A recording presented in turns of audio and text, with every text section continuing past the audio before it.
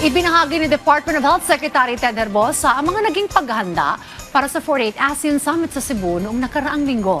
Ayon po sa kalihim, maraming inilagay ng mga health standby station at field hospital ng DOH para tumugon sa posibleng health emergencies. Karamihan po sa kanilang binigyan ng atensyong medikal ay mga security personnel na nakaramdam po ng heat stroke, pagkahilo at hypertension. Samantala, dagdag pa ni Herbosa ang naging talumpati ni Pangulong Ferdinand R. Marcos Jr. sa nagdaang summit kung saan binigyang diin ng Pangulo ang kahalagahan ng regional collaboration para sa paggawa ng bakuna at gamot para labanan ng iba't ibang uri ng sakit.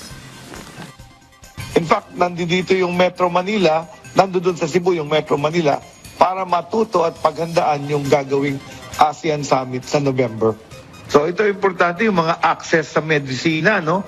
Yung mga pag-approve ng mga mahabang approval process sa ating FDA, mapapadali natin yan sapagkat pag sa ASEAN napatupad na yung agreement, pag doon sa bansang Singapore, Malaysia, pwede na ibenta yung mga gamot dito ng hindi maghihintay ng masyadong matagal na registro at pag-aaral ng ating FDA.